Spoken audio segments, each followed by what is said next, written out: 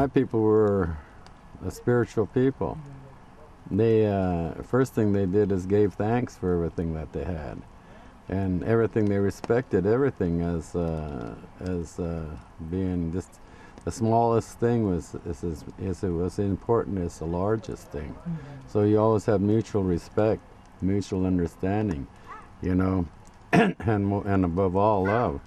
These children here are the future generations, so if they understand us now and understand what we're doing and understand our motives and our values, well then maybe they'll carry it on in their own life. At least they'll understand. They won't think that we're so abstractly wrong. So, and if they choose to agree with any of the things that we do, it'll only help their world. You know, that's the way I see it, you know. My people were very productive people, and they were productive as a collective. They were productive as a people, as a village.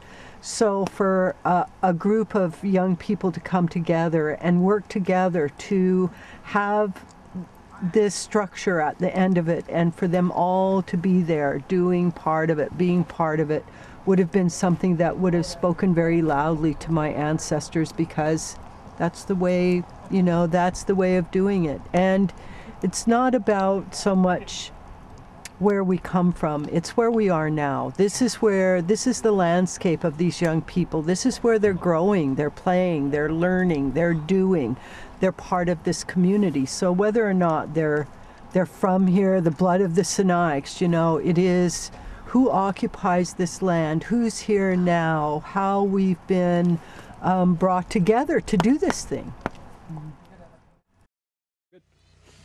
This is one of the traditional ways that we built pit houses, minus the door. It wasn't until the late 1800s, early 1900s that the door come in. Regardless of what people say, I know why now. Also, my grandmother, my tupa, has told me why. But the slope, I didn't find out until I actually lived in one, why this slope is so necessary at the degrees it is sitting here. She didn't speak English very fluently, and she was born in the 1800s. So when she told me, and I couldn't comprehend our language very much, she would show me hand signals, and she told me about that slope, you know, to build our pit houses. And the reason why is erosion, and also too, very hard to detect. When these things are buried, you will not see them nowhere. You know what I mean? Because of the slope that they have, and also erosion, you can dump the dirt on top. And for as far as the children are concerned, you know, it's for them to help out. You know, it's going to be to their benefit, you know, in the long run, because that's what life is made upon, is memories.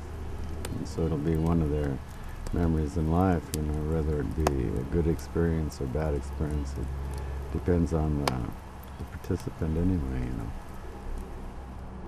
My name's Garrett Ballandine. I'm 18 years old, affiliated with the Métis in grade 12, hoping to finish up at cooperative education, and I'm working on this pit house project and helped come up with the idea for a film. The film's important because it can offer a new glimpse to this area that some people might not know. I'm James Silver. I'm 16 years old, and I'm here at building a pit house, help building, and go to Trail Middle School in grade 10.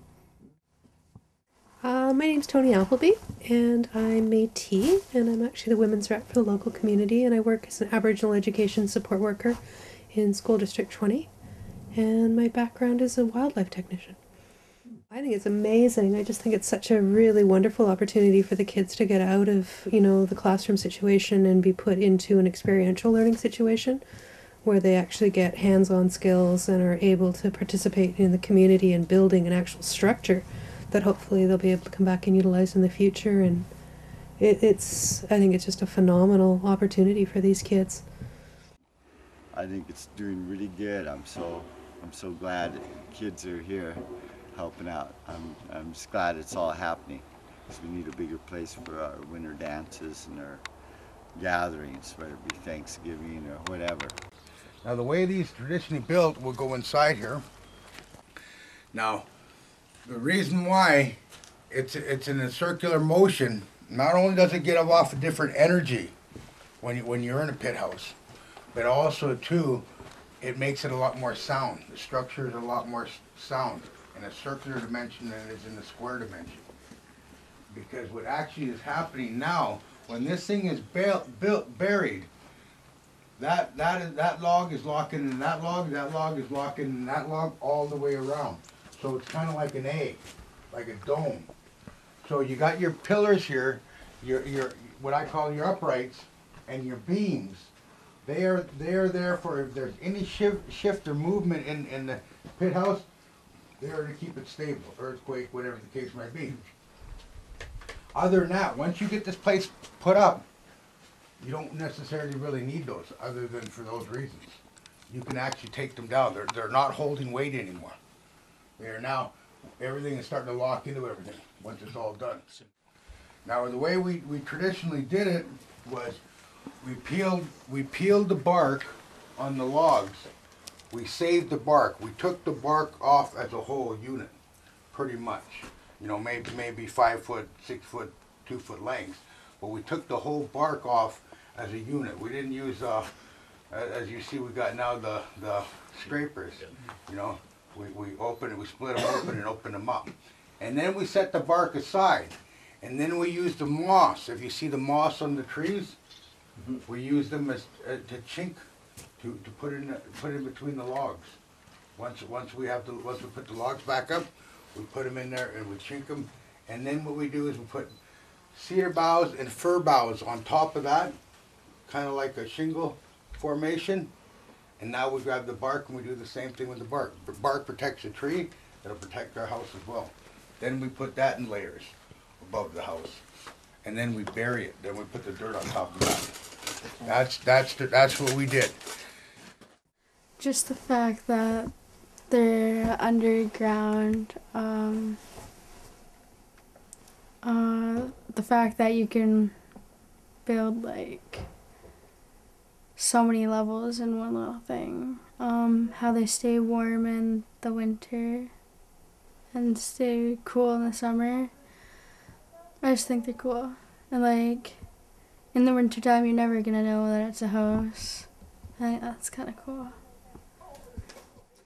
This here place is 6,000 years old. So 6,000 years old, you know, for one little campground, you know, that's something in itself. So, you know, to share those ways, or share, you know, even for the knowledge that there was a civilization acting, and, you know, and had a set of laws and everything, and that everyone was taken care of, you know, in their, you know, without the type of governmental structure that's in place now. That in itself should be, you know, interesting, at least to the children, you know, of tomorrow. With the film completed, we'll be hoping that some of us will be able to actually take it to these schools and present it.